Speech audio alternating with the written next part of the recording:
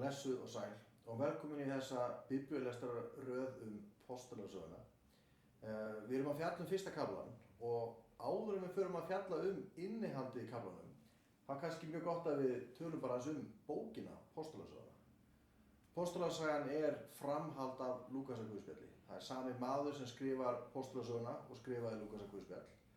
Og svona smá nördastaðrind að bæði postulasagan og Lúkasarguðspjall eru nákvæmlega jafn langar bækur og skrifaði þannig að þær passa algjörlega á svona hefðbundna pappírusrúllu ef maður skrifar báðum megin.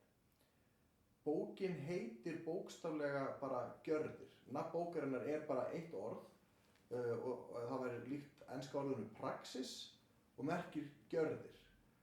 Það stendur ekki gjörðir hvers eða gjörðir hverra. Þannig að því að bókin fjallar svo mikið postulana, þá er nátt nefnd gjörðir postulana eða postulasagan á íslensku. Sumir fræðimenn segja þegar maður les bókina, þá væri kannski réttur að kalla bókina gjörðir heilags anda. Eða til að hafa langan titil, gjörðir Jesú Krists fyrir heilagan anda í gegnum kirkjuna. Það er bara allt of langur titill. Það er rosalega áhugavert þegar maður pælir í því að postulasagan og Lúkasarguðspjall eru skrifar af sama manninum og það eru nákvæmlega jafn langar að bækurnar eru byggðar eiginlega svolítið líkt upp. Að þegar maður les Lúkasarguðspjall og ber það svo saman við hvernig postulasagan er byggð upp, þá er eins og að postulasagan sé sagan af því hvernig kirkjan fetar í fótspor Jesú. Lúkasarguðspjall byrjar á svona sögulegum staðreyndum og þá var Kýreníus var landstjóri í Sýrlandi og allt það og postulasagan byrjar líka á því að staðsetja okkur svolítið í tíma. Bókin er skrifuð til manns, hann er kallaður Theophilus, hann er ávarpaður og það er nafn sem var til. Það merkir bókstaflega vinur Guðs. Sumir halda að Theophilus sé ekki persóna, heldur að hún sé skrifuð til kristinna manna sem eru vinir Guðs og af því að ég er Guðna son og á son sem heitir Guðni, þá var gaman að nefna að Theophilus á íslensku væri Guðni, sem var upprunanlega Guðvin, vinur Guðs. Sagan byrjar á því að Jesús segir lærisveinum sínum að fara ekki úr borginni og þeir fá verkefni. Bíðiði eftir fyrirheiti föðurins, sem er kraftur heilags anda. Þegar þið fáið heilagan anda, fáið þið kraft og þá verðið þið vitni mín. Og orðið sem að nota fyrir vitni er náttúrulega grískt orð og merkir bókstaflega að vera lifandi sönnun, sá sem bara með tilvist sinni staðfestir sannleikann og þetta er orð sem að merkti síðar að vera píslavottur, orðið martúr eða martýr.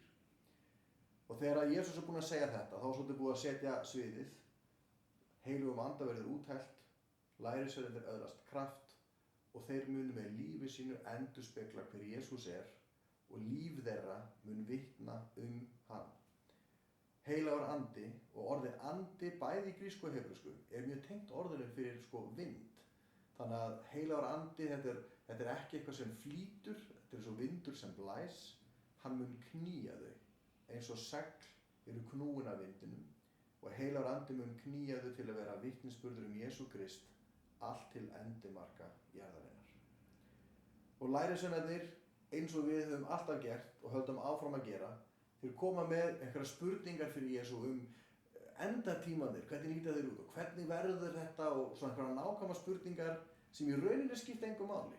Og Jesús, eins og hann gerir svo oft við okkur, svaraði ekki einu sinni, heldur fyrir að tala við þau hvernig þau lifa lífi svona hverjum degi, hvernig þau eiga að lifa fyrir hann og vera vitnisburður fyrir hann. Einbeitið ykkur að því að sinna ykkar verkefni sem er að endurspegla Jesú Krist með ykkar lífi svo að aðrir fái að kynnast honum.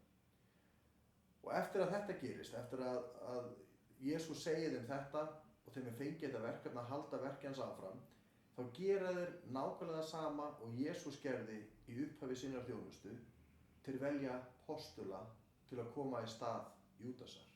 Alveg svo Jesús byrjaði á því að velja postula og þá velja þeir postula fyrir handleiðslu heilags anda. Guðspjöllin eru skrifuð sem kennslubækur fyrir kristnamenn hvernig við vera lærisveinar Jesú. Postulasagan er framhaldssaga, sýnir okkur hvernig þeir lifðu sem lærisveinar Jesú og hvernig kirkjan starfar sem samfélag. Boðskapurinn í þessum fyrsta kafla er okkar köllun, upphafið að okkar gjörðum, er að við að halda áfram verki Jesú.